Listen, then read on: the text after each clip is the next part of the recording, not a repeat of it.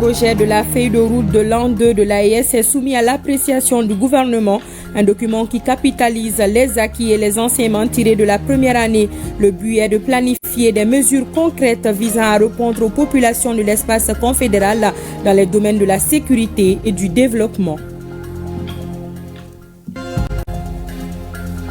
Les 517 recommandations issues des Assises nationales de la refondation sont exécutées à 74%.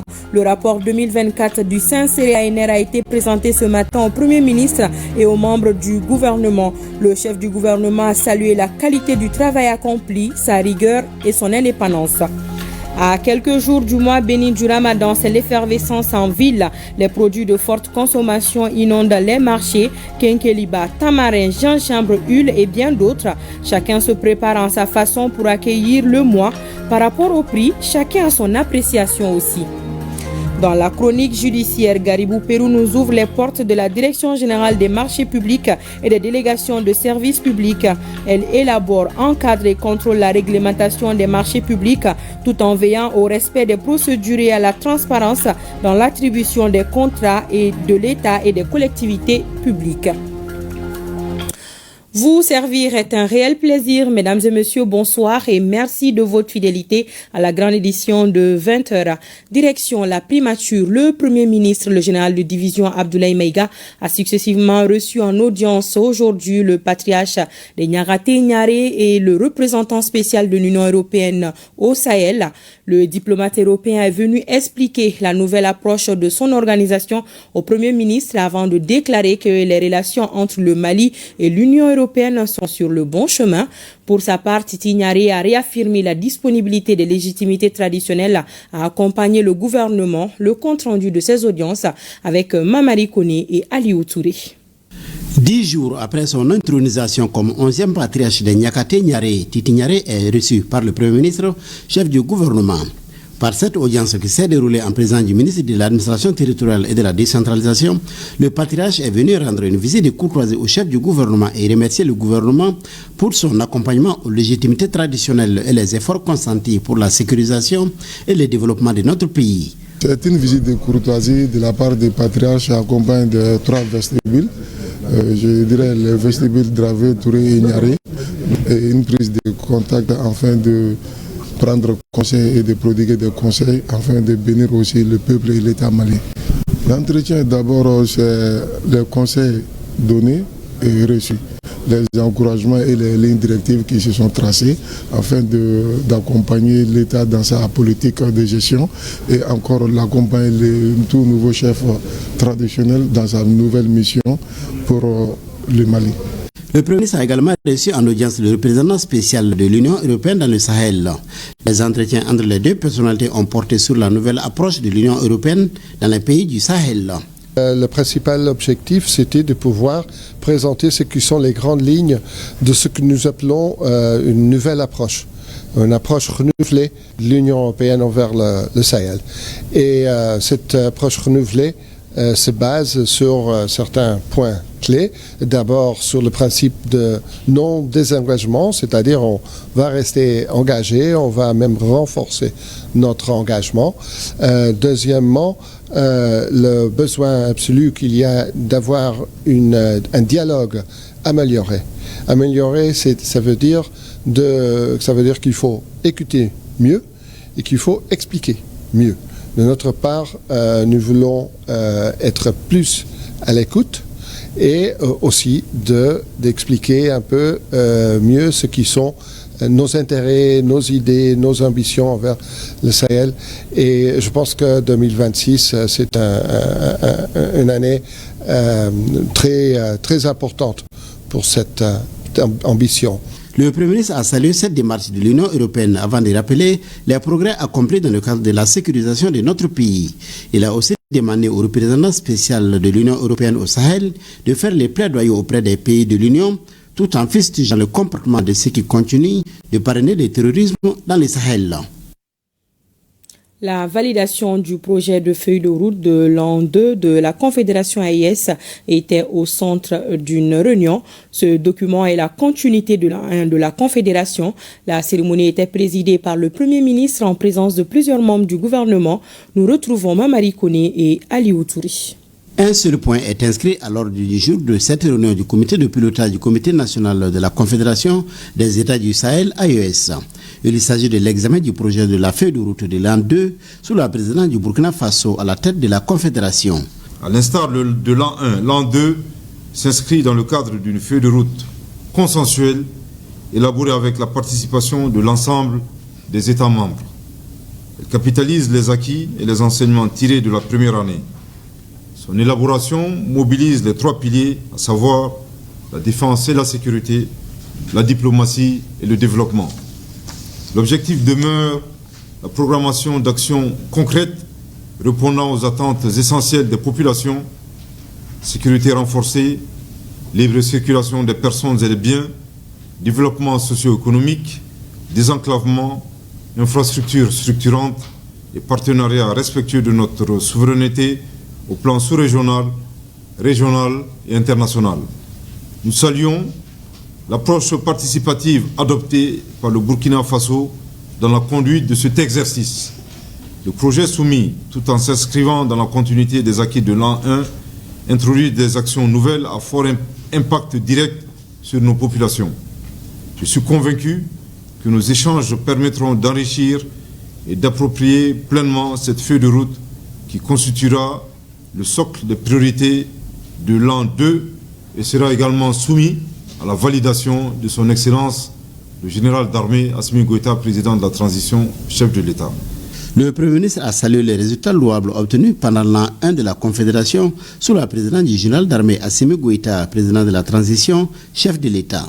La fin de l'année 2025 a été marquée par la tenue de la 2e session du Collège des chefs d'État de la Confédération des États du Sahel, AES. À cette occasion, son Excellence le général d'armée Assimi Goïta, président de la transition, chef de l'État, aux côtés de leurs Excellences le capitaine Ibrahim Traoré, président du Faso, et le général d'armée Abdourahmane Tiani, président de la République du Niger, ont procédé à l'examen de la mise en œuvre de la feuille de route de l'an 1 de la Confédération. Le communiqué final ayant sanctionné les travaux s'est félicité des acquis enregistrés tout en fixant des orientations claires pour consolider la dynamique engagée, notamment en matière de paix, de sécurité, de lutte contre le terrorisme, de développement économique et social, ainsi que du renforcement du positionnement international de notre confédération. Le flambeau allumé lors de l'an 1 a suscité un immense espoir dans l'espace sahélien. Il doit continuer de rayonner grâce à notre engagement collectif et à la mobilisation des filles et fils de l'espace confédéral. Le projet de feuille de route du Burkina Faso s'articule autour des 3 domaines de la Confédération que sont défense et sécurité, diplomatie et développement. Nous restons toujours à la primature où le comité indépendant de suivi et évaluation des assises nationales de la refondation Saint-Cyr a présenté au gouvernement son rapport annuel 2024. De l'exposé du rapport, il ressort que les recommandations des assises nationales de la refondation enregistrent un très bon taux d'exécution de plus de 70%. Le Premier ministre a remercié le comité pour la qualité du travail avant de déclarer que le Saint-Cyr constitue une boussole pour le gouvernement. Le reportage de Mamari Koné et de Ali Outouri. Le rapport annuel 2024 de suivi et évaluation de la mise en œuvre des recommandations des assises nationales de la refondation est un document de 72 pages. Élaboré par le comité indépendant de suivi et évaluation des assises nationales de la refondation CNCR-ANR, le document porte les éléments relatifs aux résultats obtenus, notamment les progrès réalisés. Parmi les 517 recommandations, on retient 55 actions prioritaires, 153 actions prioritaires complémentaires et 309 non prioritaires pour la période de la transition. Les différentes catégories de recommandations issues des assises nationales de la refondation ont été réalisées à 50%.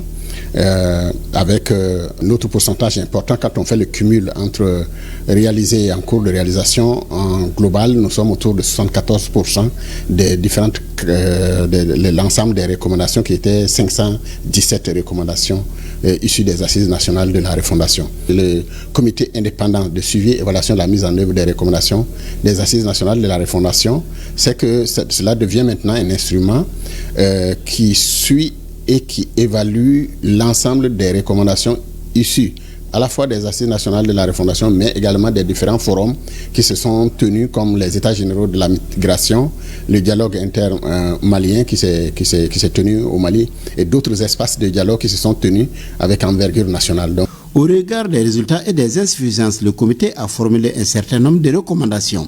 Nous sommes un tableau de bord qui observe, qui, sur la base d'indicateurs de performance, évalue les évolutions pour permettre au gouvernement de prendre des décisions qui peuvent faciliter la mise en œuvre des différentes recommandations. Une des fortes recommandations, c'est la culture du suivi et évaluation à l'intérieur des différents départements ministériels. Lorsque l'ensemble des cadres du département ministériel prennent en compte les mêmes indicateurs de performance et partagent la logique de redevabilité et de suivre des indicateurs relatifs aux différentes recommandations à l'intérieur du département, cela va permettre de programmer et de finalement être pris en compte dans la loi des finances. Les membres du gouvernement ont fait des observations et apporté des contributions au document. Le Premier ministre a pour sa part remercié le comité pour le travail abattu. Il a également pris note et s'est associé aux recommandations et constats. Le général de division Abdoulaye Maïga a pris l'engagement au nom du gouvernement d'améliorer le dispositif de suivi et évaluation, car selon lui, le CNSR-ANR constitue un GPS pour le gouvernement. Nous ouvrons le carnet d'audience du président du Conseil national de transition.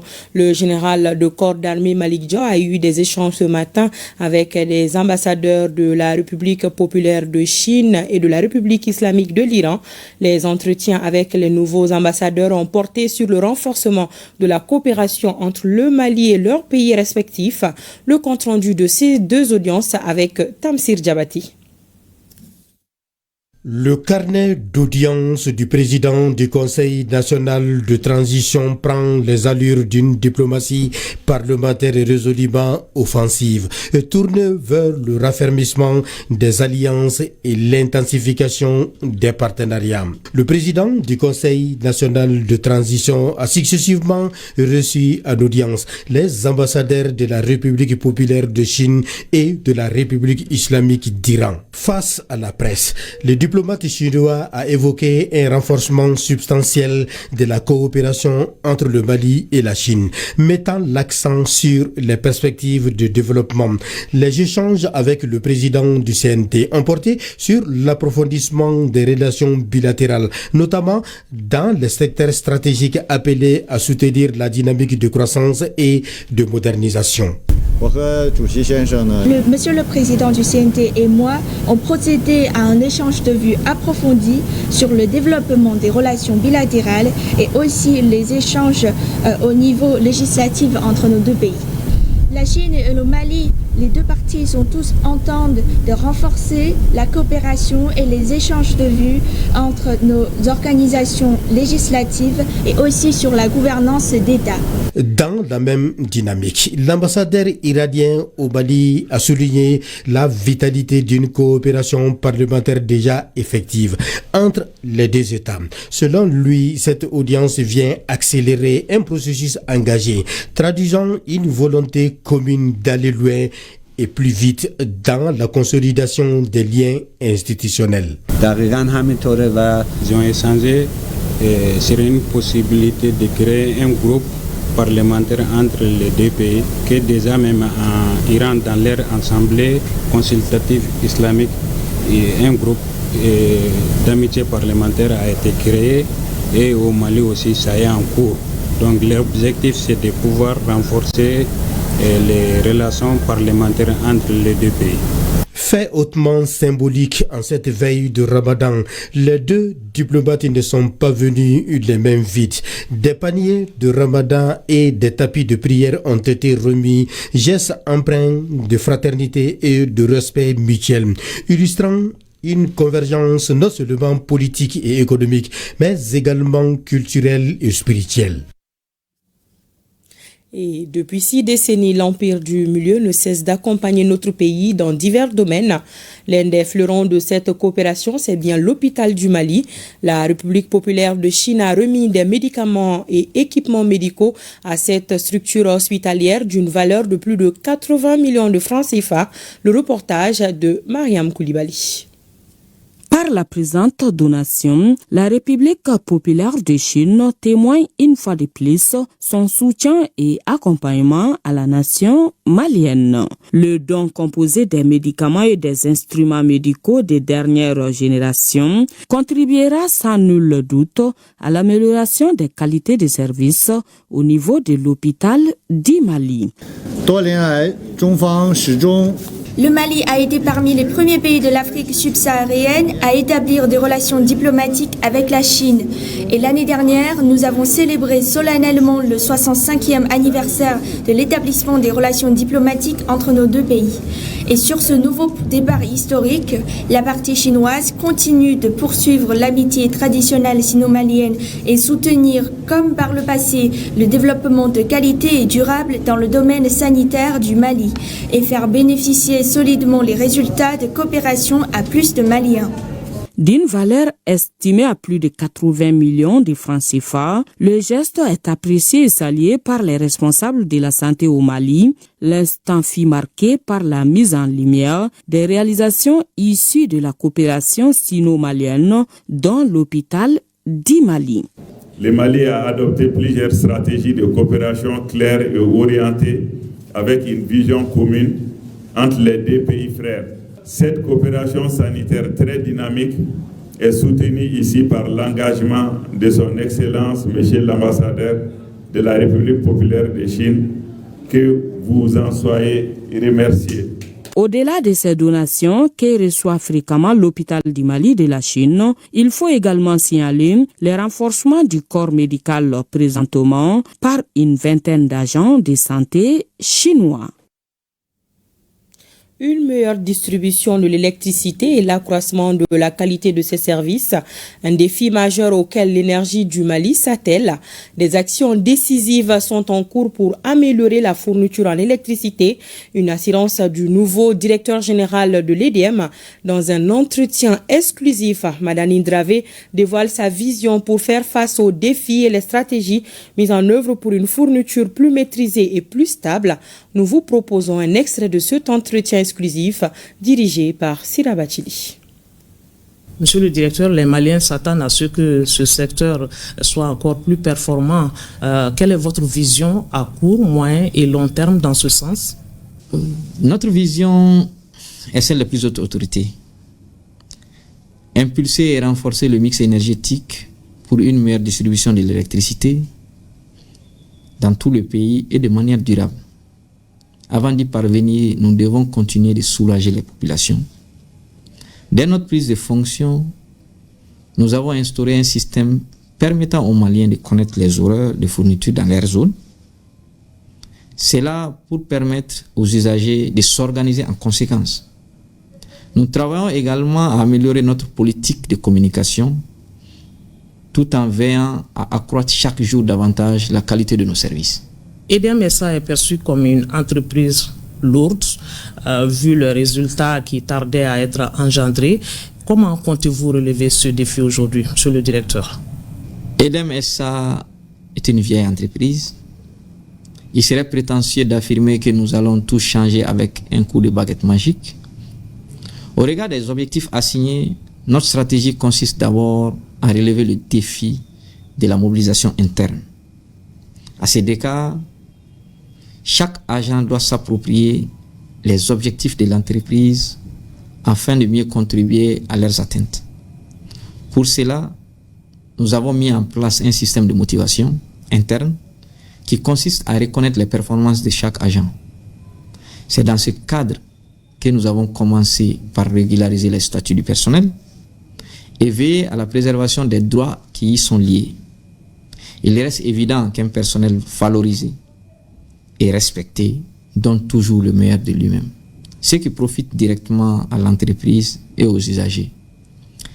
À travers ces quelques mesures, nous pensons pouvoir motiver le personnel, optimiser les performances et conduire au succès collectif. Alors, il y a beaucoup de secteurs qui dépendent de la société EDM SA, travaillant avec l'électricité aujourd'hui. Dans combien de temps les usagers pourraient-ils s'attendre à un changement? Dans 12 mois, les 36 prochains mois? Notre objectif, c'est une fourniture plus maîtrisée et plus stable. Nous avons élaboré un plan d'action à court et moyen terme et je suis convaincu que sa mise en œuvre fera du délestage un souvenir lointain. Ce plan est axé autour de 2 axes prioritaires: la réhabilitation et le renforcement des réseaux de transport et de distribution et l'amélioration de l'accès à l'électricité. En attendant, nous renforcerons la communication en fournissant des informations claires et régulières sur les horaires et les zones concernées par les délestages, et de même que les durées de disponibilité et d'interruption du service, surtout lors du mois de Ramadan, qui est une période de forte consommation d'énergie. La priorité sera aussi accordée aux hôpitaux, aux services d'urgence et autres infrastructures essentielles. Voilà, à suivre l'intégralité de cet entretien juste après ce journal-là. Je vous l'annonçais dans les titres. À quelques jours du mois béni de Ramadan, c'est l'effervescence en ville. Les produits de forte consommation, à savoir quinqueliba, tamarin, gingembre, huile et bien d'autres, inondent les marchés. Chacun se prépare en sa façon pour accueillir le mois. Dans l'ensemble, les prix des produits sont jugés très abordables, contrairement à l'année dernière, à la même période. L'une de nos équipes de reportage dirigée par Souma Ouaïdra a fait le tour de certains marchés. Suivons le reportage. À la veille du Ramadan, le marché de Wonida abonde d'activités. Entre les étals de menthe fraîche, des citronnelles et des quinqueliba, les vendeuses sont sur pied. Les sachets s'alignent. Les achats se font selon les moyens de chacun.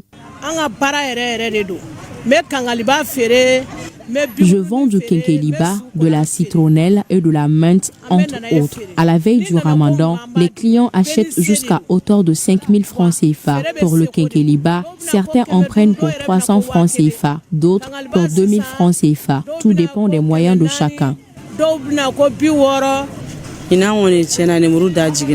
Le prix du citron est très abordable cette année. Le sac se vend entre 15 000 et 17 000 francs CFA. En détail, 3 citrons valent 100 francs CFA et les plus gros, 5 unités pour 200 francs CFA. En face, les clients remplissent leurs paniers en petites ou grandes quantités pour tenir plusieurs jours avant de revenir. Chacune formule le même souhait, vivre le mois béni dans la santé et la tranquillité. Je suis venu acheter du quinqueliba, de la citronnelle et du citron. Je me suis également approvisionné en d'autres condiments pour être tranquille quelques jours avant de revenir au marché. Je prie pour que nous traversions ce Ramadan en bonne santé.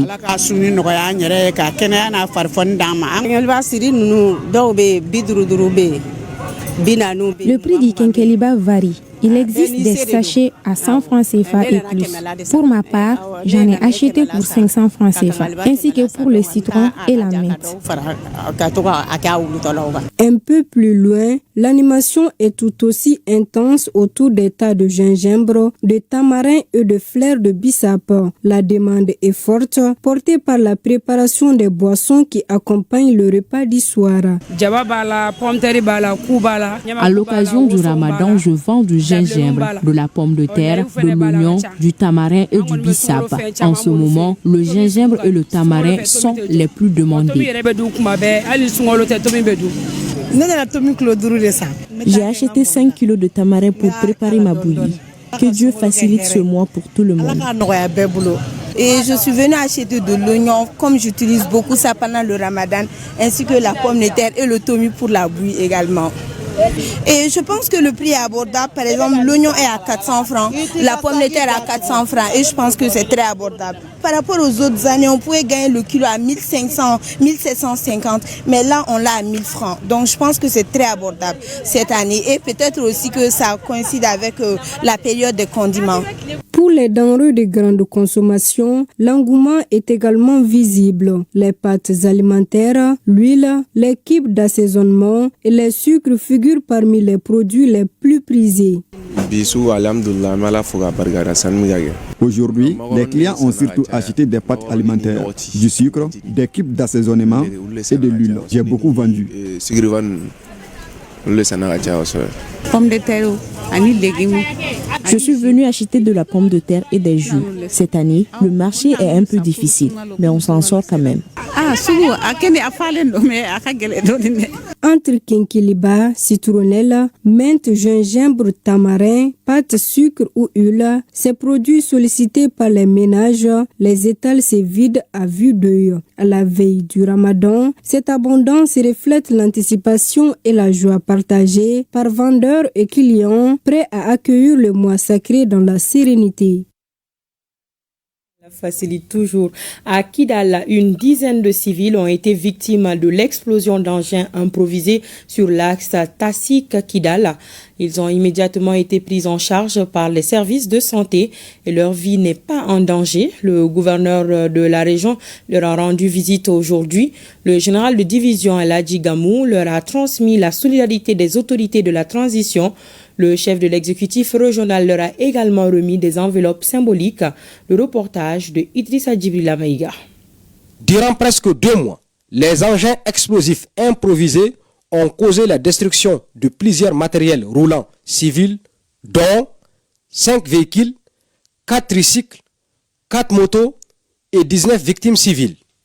Les victimes occasionnées par les mines sont venus les saluer et les soutenir. Je suis venu avec tous les staffs, les directeurs régionaux et la sécurité pour les soutenir. Au nom du président de la transition, le général d'armée Assimi Goïta, le chef de l'État, chef suprême des armées, l'endroit de toute la population de la région de Kidal, c'est de coopérer, c'est de signaler chaque fois quand on voit des gens qui plantent si mal contre la population, de les signaler à l'administration ou aux forces armées de sécurité. Les services de santé de Kidal ont mis en œuvre toutes leurs compétences et leur expertise pour apporter des soins indiqués aux leaders communautaires victimes de l'engin explosif improvisé. Il n'y a qu'un seul cas grabataire et ce seul cas a été pris au bloc en urgence. Et alhamdoulilah, parmi les 4 blessés, les 3 ont des blessures légères. Il y a une nette amélioration par rapport à son état. Il coopère, il parle, vous l'avez vu vous-même. En tout cas, nous sommes disposés à tout moment. Nous avons quitté nos campements à Tassik pour se rendre à Kidal afin de nous approvisionner. Sur le chemin, à quelques kilomètres de la ville de Kidal, notre véhicule a sauté sur une mine. Aussitôt, on a été évacué vers le CCRF où nous avons reçu des soins adéquats. Aussi la visite hautement appréciée du gouverneur de la région. Cependant, sur les axes principaux, la vigilance et la prudence sont de mise. Journée porte ouverte du Centre national des œuvres universitaires CENU. La structure enregistre de nos jours plus de 90 000 étudiants boursiers disposant de 7 résidences universitaires et d'environ 9 000 lits repartis sur l'ensemble du territoire national. Le reportage de Moussa Kamara. La 2e édition de la journée porte ouverte du Centre national des œuvres universitaires s'est ouverte par la montée des couleurs et l'exécution de l'hymne national. Instituée en 2025, cette initiative vise à renforcer le dialogue avec les étudiants et les partenaires au menu des échanges, la gestion des bourses, l'amélioration de l'hébergement et la qualité de la restauration universitaire, sans oublier le renforcement de l'assistance sociale.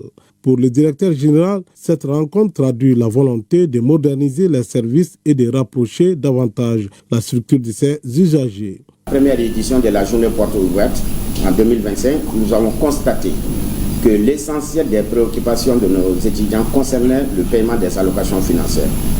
Ce qui nous a permis, avec l'appui de nos partenaires techniques Samba Money et DataSys, de lancer un nouveau service qu'on a appelé Senou Kibarou. Ce système de suivi des paiements des allocations financières a apporté une valeur ajoutée à ce que nous sommes en train de faire aujourd'hui.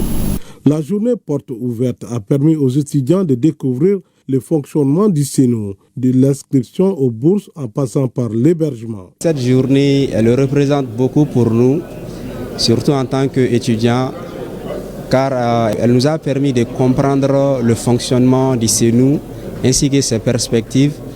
Et également, ça nous a permis aux étudiants d'avoir posé un certain nombre de questions qui vont nous permettre en tout cas d'être résolus. Le ministre de l'Enseignement supérieur a salué une initiative conforme à la vision gouvernementale de transformation universitaire inscrite dans le projet présidentiel faisant de 2026 l'année de l'éducation et de la culture. Son Excellence le général d'armée Assimi Goïta, président de la transition, chef de l'État, a décrété la période 2026-2027, année de l'éducation et de la culture.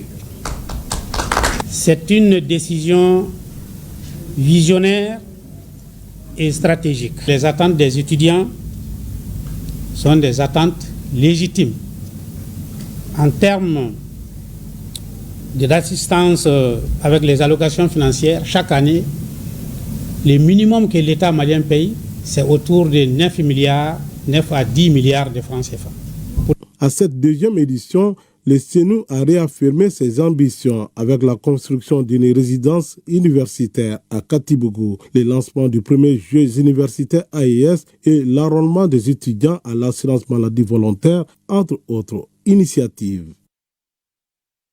Certains de ces étudiants embrasseront certainement le domaine de la formation professionnelle.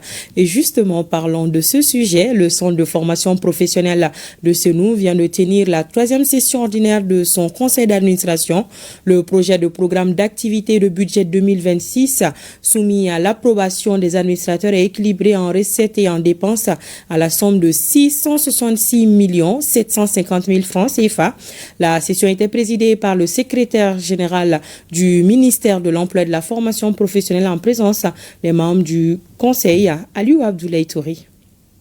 La performance s'est imposée comme le fil conducteur de la 3e session du Conseil d'administration du Centre de formation professionnelle de Senou.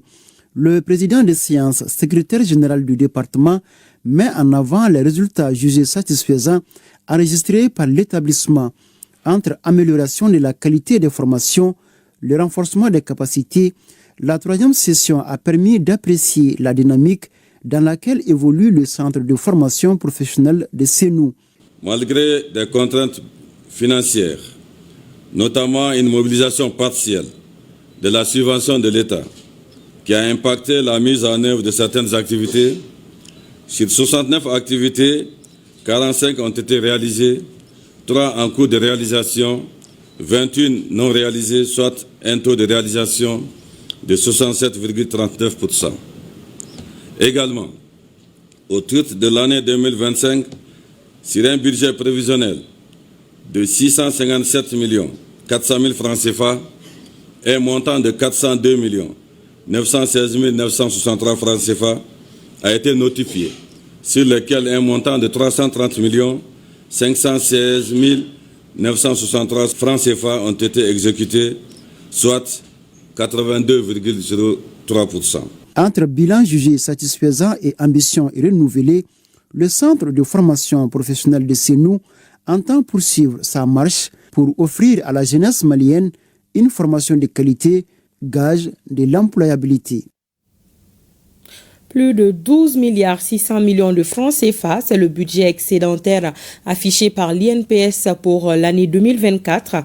Si le chiffre est en légère baisse par rapport à l'année précédente, le résultat technique, lui, a grimpé de 14%. C'est ce qui ressort de la 109e session ordinaire du conseil d'administration de la structure. Une session qui a vu l'installation d'un nouveau bureau du conseil d'administration. Le compte-rendu de Barakissa Ouattara et de Haruna Diarra.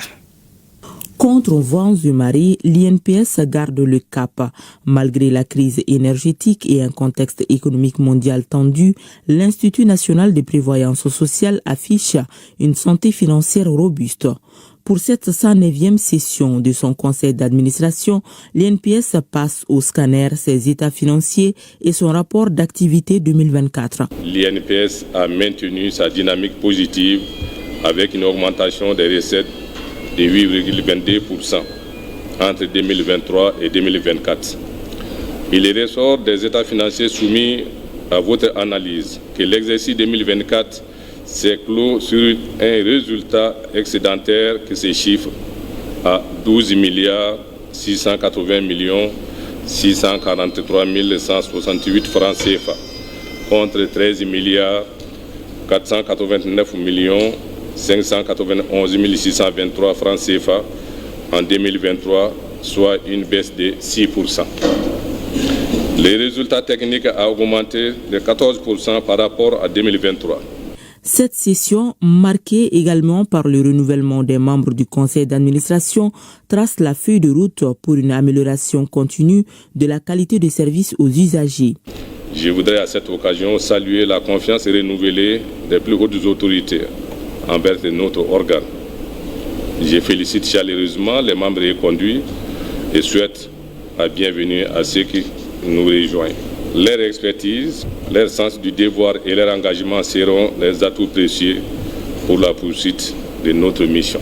Le nouveau bureau est présidé par Mossadegh Bali, représentant du patronat. La première vice-présidence est revenue au pouvoir public et la deuxième à l'UNTM.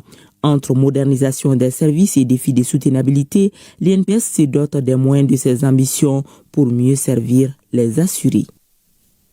Voilà, et les états financiers 2024 ont été adoptés par le CA sous réserve. La direction générale devra élaborer un plan d'action devant aboutir à la levée des réserves. Tenue de la 20e session du conseil d'administration de l'Agence nationale de télésanté et d'informatique médicale. Cette année, l'ANTIM se fixe de grands objectifs dans le cadre de la digitalisation. Le budget de la structure est de plus d'1 milliard de francs CFA, soit une augmentation de 2,66% par rapport au budget de l'année dernière.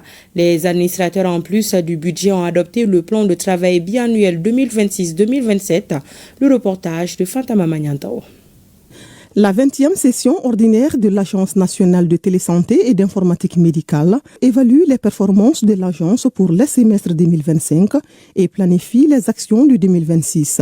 Il s'agit aussi de corriger les insuffisances relevées et surtout de préparer l'ANTIM à relever les défis futurs, notamment en matière de mobilisation des ressources propres, de sécurisation des systèmes d'information sanitaire et d'alignement avec les priorités nationales de santé et de gouvernance publique. Le Mali fait partie des leaders dans le domaine de la santé numérique. Et cette année aussi, on va mettre l'accent pour le financement de plans stratégiques de santé numérique qu'on a élaborés. On a des difficultés de ressources propres pour le paiement de nos contractuels. On a les difficultés aussi d'avoir des ressources avec des compétences pointues. Le budget 2026 est adopté de 1 267 981 000 francs CFA contre 1 302 695 000 francs CFA en 2025. Cette session a illustré l'engagement de l'ANTIM en faveur de la modernisation et de la transformation numérique du secteur de la santé au Mali. Nous sommes en train de faire l'informatisation des hôpitaux, à savoir Gabriel Touré, Point G, hôpital de Kati et hôpital de Ségou. Et nous sommes en train de faire l'informatisation du parcours du patient afin de finaliser par la digitalisation, le paiement mobile. À noter qu'à travers cette session, l'Agence nationale de télésanté et d'informatique médicale a confirmé ainsi son rôle clé dans la digitalisation du secteur de la santé au Mali. Et c'est le ministre de la Santé et du Développement social qui a lancé l'ouverture de la session par visioconférence. 20e session du Conseil d'administration de l'Observatoire du développement humain durable et de la lutte contre la pauvreté, une session budgétaire qui a permis aux administrateurs de passer en revue les acquis de la structure afin de dégager les perspectives pour 2026. Aliou Abdoulaye Touré, reportage. Au cours de cette 20e session du Conseil d'administration de l'Observatoire du développement humain durable, le directeur de la structure est revenu sur les activités réalisées au cours de l'exercice de l'année 2025. Nous avons eu à mener un certain nombre d'activités, notamment le rapport national sur le développement humain, sur la digitalisation des soins de santé. Nous avons aussi lancé le rapport mondial sur le développement humain qui est relatif à l'intelligence artificielle. Nous avons aussi mené un certain nombre d'activités liées au profil socio-économique des données. Ça, c'est des données que nous collectons à l'échelle du pays, dans toutes les communes et dans toutes les localités, pour dresser ce qu'on appelle le profil socio-économique. Donc, indépendamment de ça aussi, nous avons eu à mener des études thématiques en lien avec les objectifs de développement durable. Malgré ces acquis en matière de promotion du développement humain durable au Mali, des défis persistent. Il porte principalement sur l'utilisation et la valorisation des données statistiques, des résultats d'études et de recherche, l'appui et l'évaluation des politiques publiques et de développement relatives au développement humain durable et la lutte contre la pauvreté, la mobilisation des différents partenaires techniques autour de la problématique du développement humain durable, le renforcement des partenariats avec le monde universitaire et la communauté scientifique sous-régionale, régionale et internationale, le développement des capacités des ressources humaines. Ces défis, estime le secrétaire général du ministère de la Santé et du Développement social, ne sont pas au-dessus des moyens de l'Observatoire, une structure qui a pour mission d'entreprendre des études et des recherches dans le domaine du développement humain durable.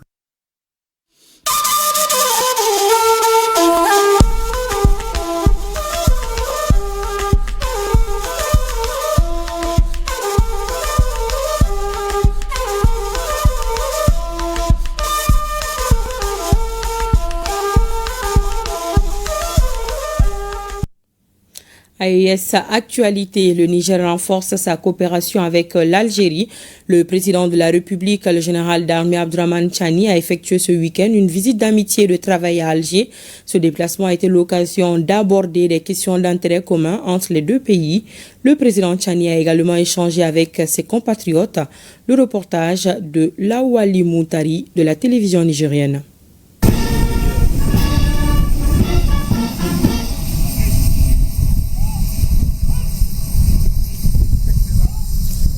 À sa descente d'avion à l'aéroport international Ouali Boumediene d'Alger, le président de la République, chef de l'État, le général d'armée Abdourahmane Tchani, a été accueilli par son homologue et frère algérien Tebboune, qui l'attendait au pied de la passerelle. Après les salutations, les deux chefs d'État ont suivi l'exécution des deux hymnes nationaux.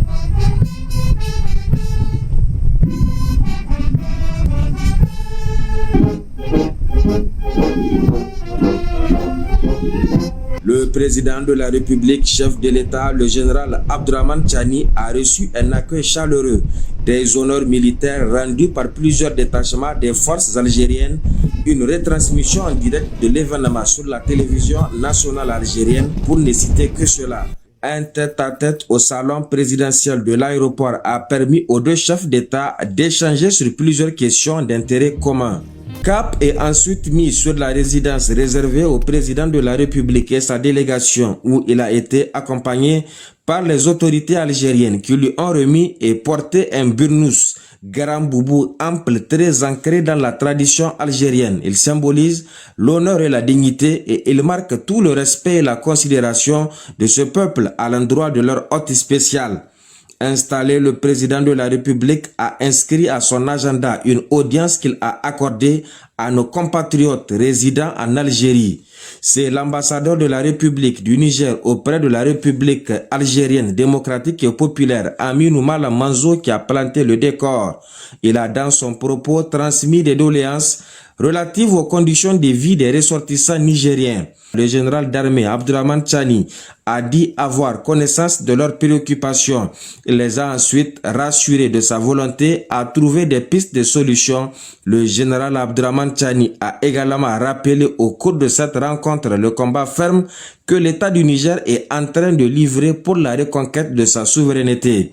Le président de la République, chef de l'État, le général d'armée Abdraman Chani est en visite de travail et d'amitié en Algérie à l'invitation de son homologue Abdelmajid Tebboune, avec lequel une séance de travail élargie aux deux délégations est prévue. Direction le Burkina, Ouagadougou abrite depuis ce matin les premières journées de dialogue défense, sécurité, finance et diplomatie. Ce rendez-vous se veut permanent car il s'agit de bâtir un socle nouveau de défense stratégique de l'État burkinabé. Le point de l'ouverture des travaux avec Adam Anguiti et bienvenue Taosa. Un rendez-vous qui a lieu pour la toute première fois et qui se veut un instrument de puissance, d'anticipation, de cohérence et de souveraineté, d'où un recours à 4 piliers intimement liés: défense, sécurité, finance et diplomatie. Le Burkina Faso se réorganise, l'heure est au renforcement de la synergie d'action dans un contexte géopolitique dynamique. L'ambition est d'asseoir une architecture nouvelle de défense stratégique de l'État. La diplomatie sans la force est inaudible. La force sans la diplomatie est vulnérable. Et la souveraineté sans les moyens financiers demeure fragile. C'est l'articulation intelligente de la défense, de la sécurité, des finances et de la diplomatie qui constitue la véritable puissance d'un État. À ce cadre de dialogue d'une importance capitale, c'est le ministre en charge de la Défense qui porte la voix du chef du gouvernement, lui pour qui cette démarche s'inscrit dans l'intérêt supérieur du peuple. Nous sommes les témoins involontaire d'une époque charnière sur la scène internationale. Celle des ruptures affichées, souvent avec une violence et une célérité inédites. Sous nos yeux, l'ordre ancien se fissure chaque jour un peu plus. L'impérialisme et les dominations séculaires sont contestées et la force dans son expression la plus brute tente de s'imposer. Face à ce tumulte mondial, le Burkina Faso, berceau de la révolution de Thomas Sankara, et fer de lance de la révolution progressiste populaire, ne peut se contenter d'être un spectateur passif ou un simple exécutant d'agenda importé. Anticiper les menaces avant qu'elles ne deviennent des crises, aligner la diplomatie burkinabé sur les réalités sécuritaires, organiser nos ressources financières vers nos priorités stratégiques, parler au monde d'une seule voix, une voix souveraine, voilà qui justifie la tenue de ce cadre de dialogue défense, sécurité, finance et diplomatie. On ne peut pas bâtir une diplomatie forte si on n'est pas fort militairement. On ne peut pas bâtir non plus une force si on n'est pas économiquement fiable. Donc, l'idée est que tous ces acteurs parlent ensemble, qu'ils se concertent et qu'ils travaillent en synergie pour que nous puissions ensemble bâtir cette diplomatie selon les orientations du président du Faso, le capitaine Ibrahim Traoré. Dans un monde en pleine reconfiguration où les rapports de force évoluent, les alliances se redessinent, les intérêts se défendent avec plus de fermeté. Seuls les États et les espaces stratégiquement organisés survivent, se convainquent ces acteurs. Ce cadre vient donc soutenir la vision souverainiste portée par le président du Faso, la révolution progressiste populaire.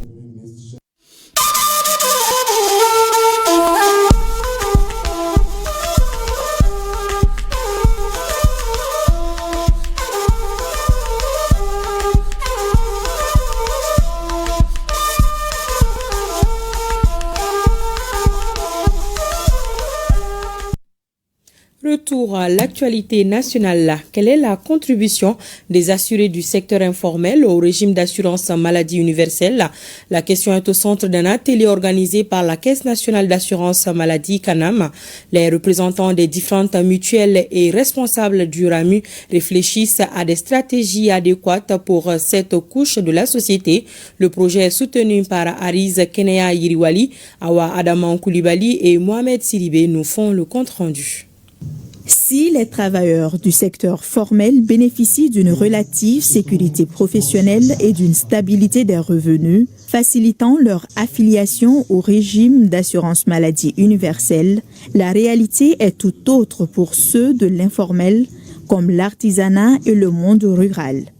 Une situation qui constitue un frein majeur à leur couverture sanitaire. La gestion de ce régime s'accompagne des défis énormes qui sont inhérents à la profession. Vous avez vu les réparateurs de téléphones, vous avez vu les agriculteurs, vous avez vu les artisans. Ils sont tous là pour qu'ensemble, on va définir ce mécanisme efficace. Comment est-ce que vous savez que c'est un régime contributif? Comment eux, avec nous, on va mettre en place un mécanisme pour qu'on puisse avoir les contributions de ces gens, en tenant compte de leur catégorie, en tenant compte de l'irrégularité des revenus.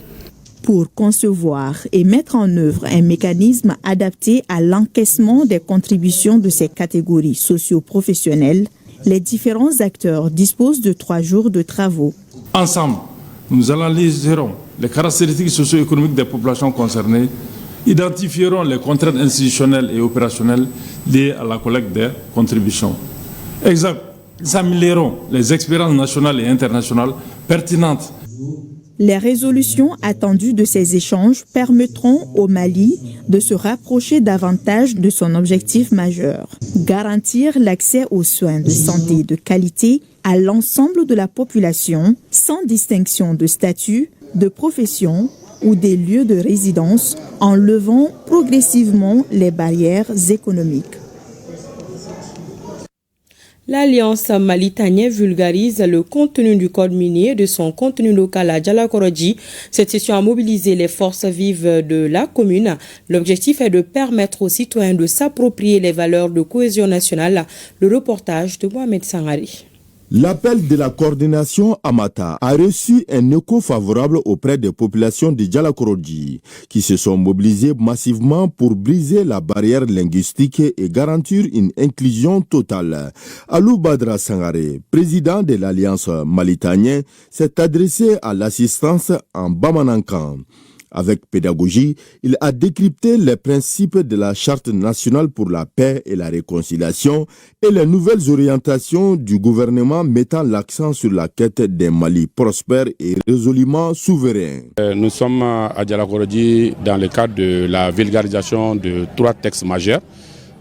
Il s'agit de la loi 2023-040 du 29 août 2023 portant code minier, et la loi 2023 du 041 du 29 août 2023 relative au contenu local dans le secteur minier, et la loi 2025-042 du 22 août 2025 portant charte nationale pour la paix et la réconciliation nationale. Cette démarche de proximité a été saluée par les autorités locales et les légitimités traditionnelles qui y voient un levier essentiel de citoyenneté.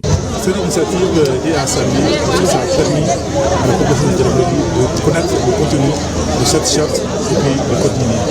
Le clou de la rencontre a été marqué par un geste symbolique, la remise officielle d'un exemplaire de la charte nationale au coordinateur local de Amata. Ce dernier a désormais la mission d'en assurer une dissémination à grande échelle.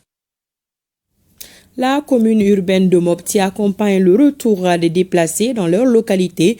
Une trentaine de familles ont reçu des kits de transformation agroalimentaire, de saponification et d'embauche bovine. Ce geste devrait favoriser leur insertion professionnelle.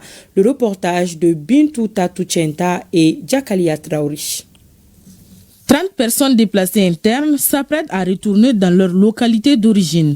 Afin de faciliter ces retours et leur insertion, le maire de la commune urbaine de Mopti et ses partenaires ont mis à leur disposition un important kit de transformation agroalimentaire, de saponification et d'embauche bovine, accompagné d'un fonds de roulement, leur permettant ainsi d'entreprendre des activités génératrices de revenus. Cette réussite montre qu'ensemble, gouvernement local, société civile et partenaires techniques et financiers, nous pouvons transformer la vie des populations vulnérables. J'en appelle donc à d'autres acteurs pour soutenir la mairie dans la mise en œuvre du programme similaire, afin d'accompagner les retours d'autres déplacés et renforcer la reconstruction sociale et économique de nos communautés. Nous ne pouvons que remercier Dieu et prier pour la stabilité du pays. Je retournerai à Bankas pour reprendre le travail que j'exerçais avant, qui était la transformation agroalimentaire. Avec ce que j'ai reçu, je peux désormais faire face aux besoins de la famille. Ces retours des déplacés internes dans leur localité d'origine marquent aussi le retour de la paix et de la cohésion sociale dans les différentes localités concernées. Il s'agit d'aider l'État à faire face à l'une de ses priorités régaliennes qu'est l'instauration d'une paix et d'une cohésion sociale durable dans notre pays. Les présents gestes et tous ceux qui sont de ce genre sont de nature à contribuer à l'atteinte de cet objectif. À noter que cette remise est financée par la coopération suisse à travers son programme d'appui à la gouvernance inclusive PAGI.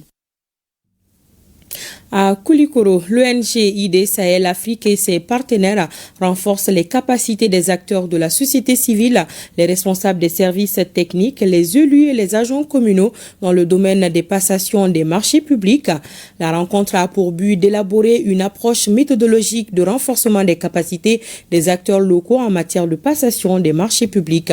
Le reportage de Adaman Traoré. Après constat, la gestion des fonds transférés aux collectivités souffre souvent des redevabilités, d'où les risques de corruption et de malversation financière dans la passation des marchés publics. C'est pourquoi les responsables de l'ingénierie pour le développement au Sahel, ID Sahel et ses partenaires ont initié cette rencontre régionale de 2 jours en vue de renforcer les capacités des acteurs communaux et les organes de veille citoyenne en passation des marchés publics.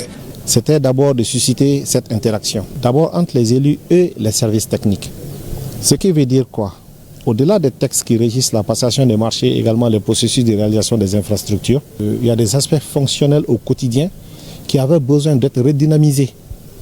Il y a des bonnes pratiques qu'il fallait identifier, partager ensemble et pouvoir les utiliser. La présente rencontre a mis l'accent sur la thématique comment mieux impliquer les organes de veille citoyenne dans la planification et la réalisation des infrastructures communales.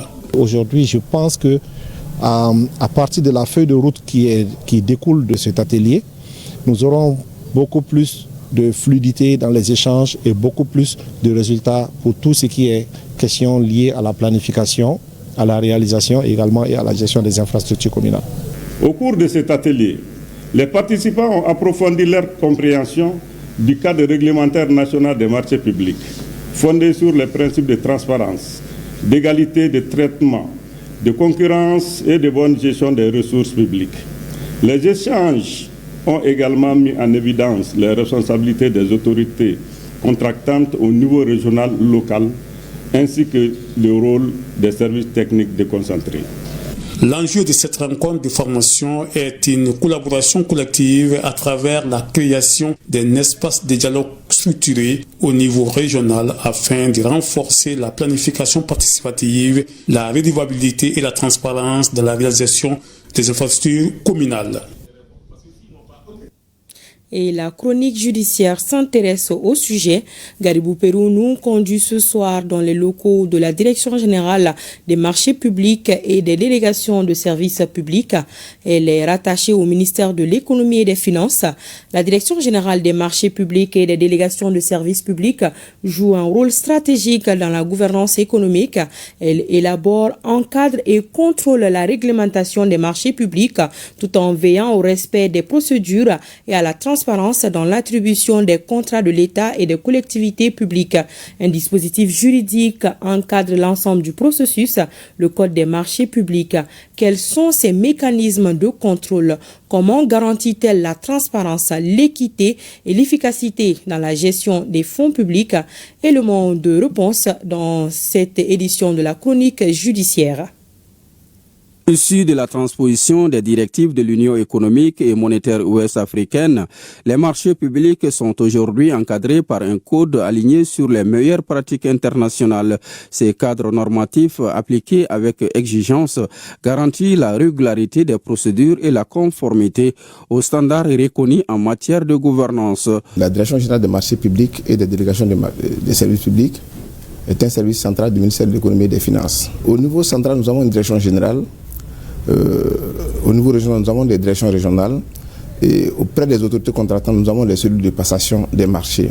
La mission essentielle, c'est la revue a priori des procédures de passation et d'exécution des marchés publics. Plus précisément, la direction des marchés publics valide des plans de passation des marchés, valide les dossiers d'appel d'offres, donne des dérogations aux autorités contractantes à leur demande, fait le suivi des marchés et la réception. Nous participons également à la formation des acteurs de la commande publique et à l'élaboration des textes. Et tout cela s'est fait à travers un code des marchés publics qui est un décret de 2015 issu de la transposition des directives de l'UEMOA. Adapté aux réalités et aux besoins actuels, ce code repose sur des principes fondamentaux, transparence, équité, libre concurrence. Il constitue un rempart contre les pratiques frauduleuses et affirme une volonté de prévenir toute forme de corruption dans la gestion des deniers publics. Il y a des principes qui sont dégagés.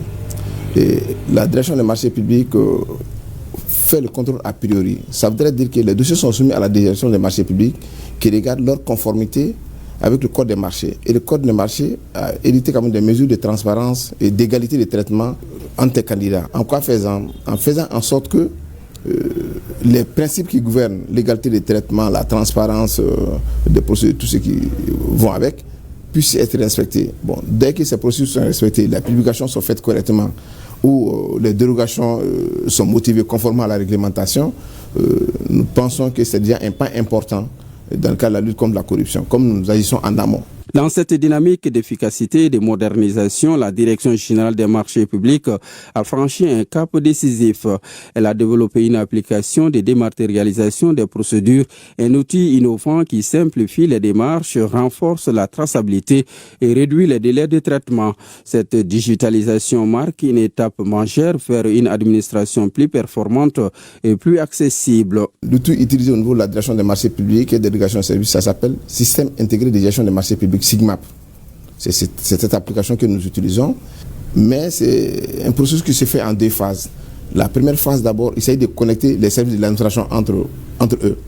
Et la seconde phase consistera maintenant à mettre la plateforme en place qui permet de faire les soumissions dans les appels d'offres à travers le système. Mais pour le moment, c'est la première phase qui est en cours, la connexion entre les différents services publics de l'État pour que les échanges entre les services publics puissent se faire de façon électronique.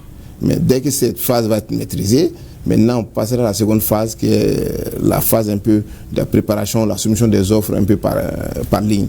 Depuis l'appel de Sigasso qui a été lancé par le chef de l'État. Conformément aux idées reçues, la Direction générale des marchés publics n'est pas un organe de répression. Sa mission première est d'encadrer, de conseiller et de veiller à la conformité des procédures. Toutefois, en cas de défaillance dans l'exécution des marchés, elle peut intervenir afin de préserver l'intérêt général. Il y a deux acteurs majeurs. Il y a la Direction générale des marchés publics pour le contrôle à période des procédures, mais il y a l'autorité de régulation des marchés publics pour le règlement non juridictionnel des différends. Les sanctions, c'est beaucoup plus au niveau de l'autorité de régulation des marchés publics. Mais qu'à cela ne tienne, les entreprises défaillantes sont quand même sanctionnées. D'abord, si c'est un cours de marché, soit vous êtes en retard, vous avez des pénalités de l'État qui sont prévues par les textes, ou vous êtes défaillant, on peut conduire jusqu'à la résiliation du marché.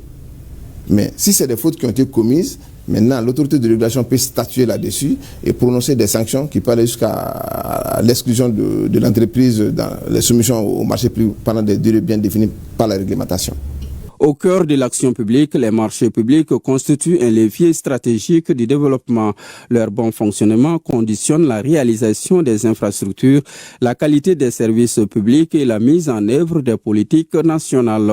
Les marchés publics constituent quand même le cœur de l'action publique. Pour prendre un peu l'exemple de quand je prends 2024, on n'a pas clôturé en 2025, quand même c'est 6 000 et quelques marchés passés.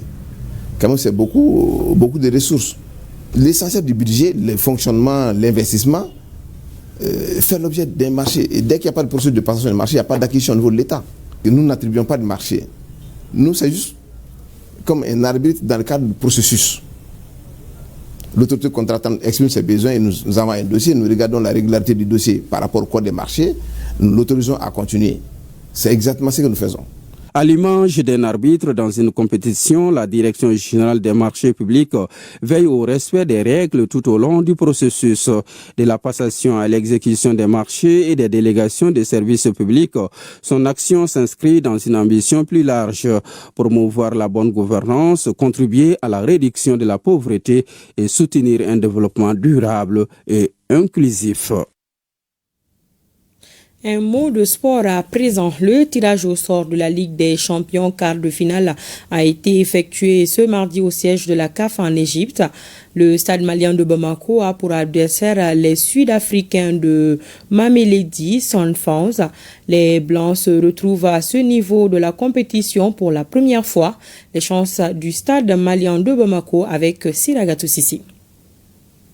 Le stade malien de Bamako est dans la cour des grands. En tombant sur Mamelodi Sundowns d'Afrique du Sud en quart de finale de la Ligue des champions, les Blancs entendent frapper un coup magique, écarter le finaliste de la saison écoulée et se hisser dans le dernier carré. Le stade malien de Bamako affrontera Mamelodi au palmarès flatteur. Mamelodi, c'est vrai, c'est une grosse machine. Et puis j'ai constaté aussi que avec notre manière de jouer, ça nous réussit face aux grandes équipes. Vous l'avez vu face à Espérance de Tunis, face à Petro Atlético et face au Simba de Tanzanie. Et il vous souvient également qu'après le tirage des phases de groupe, ces équipes, dans l'esprit du commun de mortels, devaient passer avant nous. Le match aller se jouera à Pretoria le 13, 14 ou 15 mars et le retour une semaine plus tard à Bamako. Depuis le début de la campagne, le stade malien a toujours répondu présent sur ses installations. Nous leur donnerons du fil à retordre. Moi, je pense que c'est pour nous, c'est un avantage. Et il y a aussi notre public qui est effectivement notre 12e joueur et qui nous suit partout où nous allons, même quand nous jouons à l'extérieur. Puis je dois dire aussi au peuple malien qu'il s'agit maintenant du Mali. Ce n'est pas le stade malien, c'est le Mali. Et puis ce peuple reconnu par sa vertu d'humanisme et puis de la résilience, je crois que cette vertu pourra nous permettre aussi d'aller très loin parce que nous regardons, nous misons, nous regardons déjà vers les demi-finales. Au grand match, les grandes émotions. Au stade malien de Bamako, de saisir cette occasion pour faire peur aux écuries habituées à titiller le sommet en Ligue des champions. Et bonne chance aux Blancs de Bamako. C'est la fin de cette édition. Pensée spéciale à nos femmes. Bonsoir.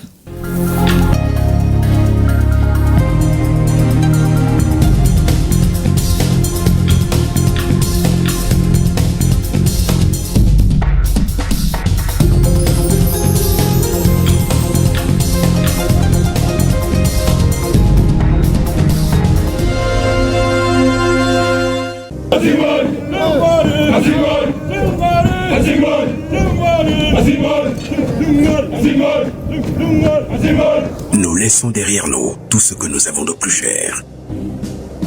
Enfants, épouses, amis, pères et mères. Fièrement, nous répondons à l'appel du devoir. Pour que les déplacés et les réfugiés rentrent à la maison. Pour que nos enfants reprennent le chemin de l'école. Pour que jaillisse la lumière de la réconciliation entre les peuples, pour le Mali, pour la patrie. Cette voie, nous l'avons choisie, au prix de nos vies. Nous défendrons nos couleurs, et si nous laissons derrière nous veuves et orphelins, nous vous prions, prenez soin d'eux.